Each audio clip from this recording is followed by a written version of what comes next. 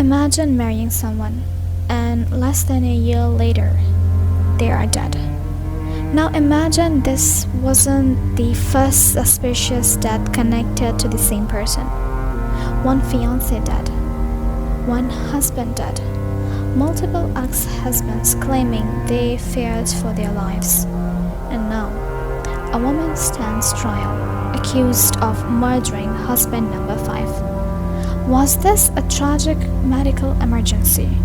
Or was this a carefully calculated crime hidden behind the chaos of collapsing marriage? Because once you start looking into the life of Sarah Halsted, things get really dark. Tonight, we are diving into one of the most disturbing and complicated cases currently unfolding in Texas. The case involving love, fear, divorce, and suspicious deaths, and a woman whose past relationships may hold a key to add something to the case. So sit back and relax because this story gets strange with every detail. In January 2023, 46-year-old Joseph Halsted was rushed to the hospital in Texas. Joseph was diabetic.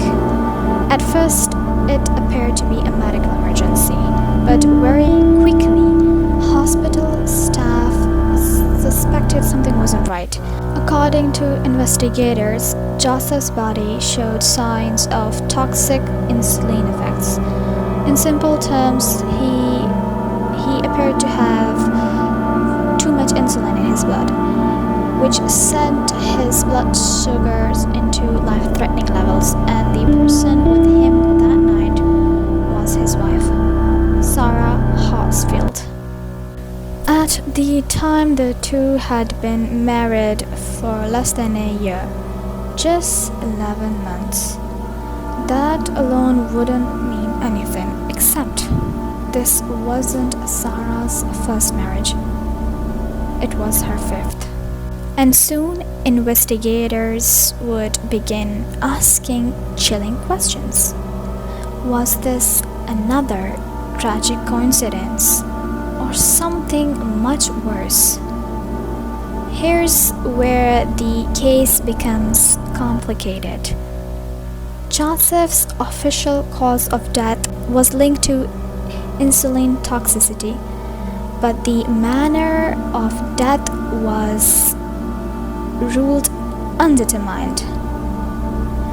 That means the medical examiner could not officially say that whether if it was murder, suicide, accident, or medical mismanagement.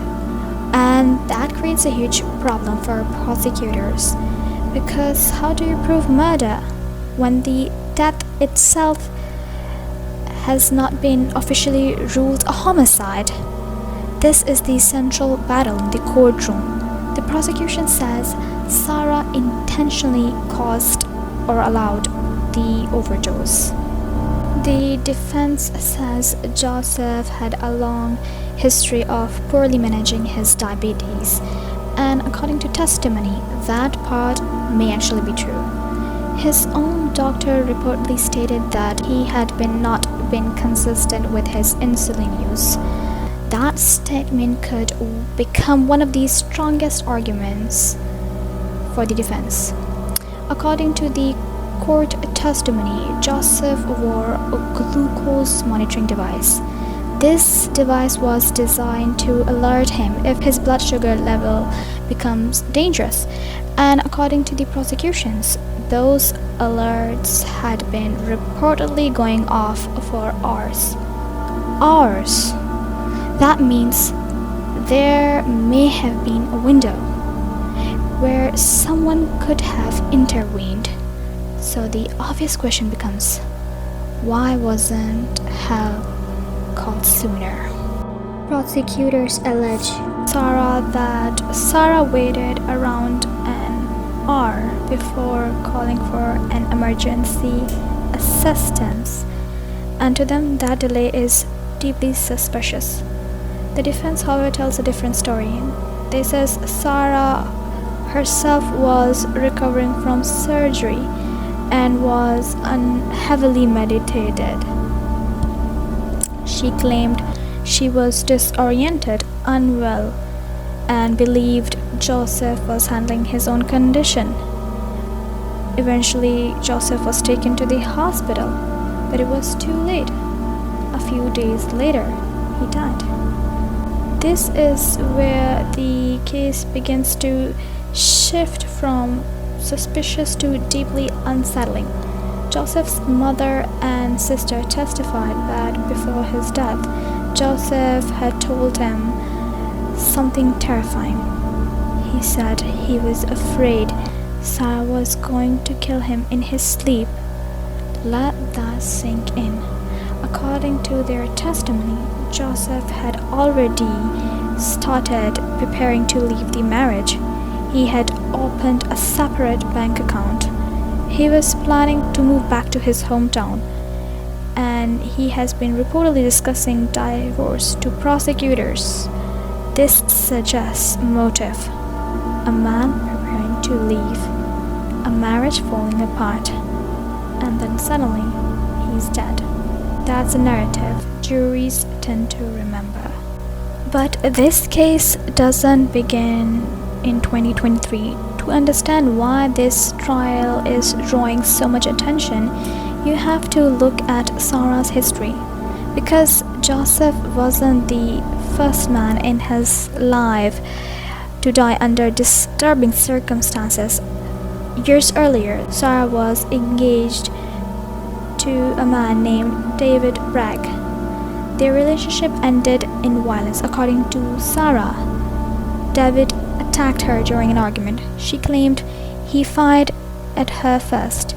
She says she shot back in self-defense. David died. At the time authorities accepted her version of events, the case was initially ruled justified. No charges were made, no charges were filed, but now Joseph's death, Sarah's facing murder charges, and that whole case is re-examined. And suddenly what looked previously as a self-defense is viewed through different lens now. What makes this case even more disturbing is what Sarah's former husbands have allegedly said.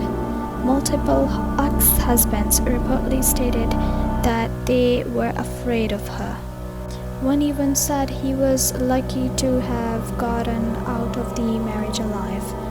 Now, on its own, that might sound dramatic, but prosecutors are using his history and this specific history to suggest a pattern.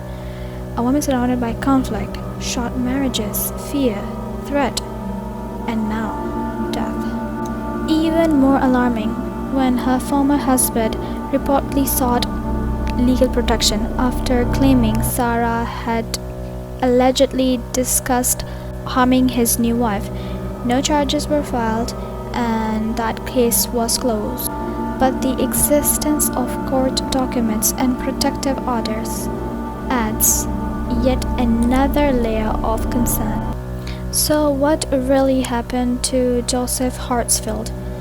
Did Sarah deliberately cause his death? Did she delay help long enough for the situation to become irreversible? Or was this the tragic result of a diabetic man who made a history of not managing his condition properly? That is exactly what the jury has now to decide, and honestly, this is not an easy case. Because while Sarah's history raises a serious red flags, the physical evidence itself remains frustratingly unclear. The death is still officially stated as undetermined, and that may be the single biggest obstacle standing in the way of the conviction.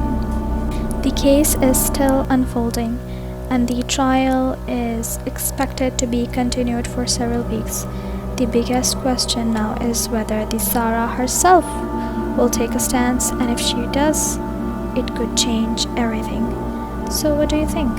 Do you believe this was murder, a tragic medical failure, or is Sarah being judged more for her past than her present? Let me know your thoughts in the comment section below, and do subscribe to my channel. Thank you for watching.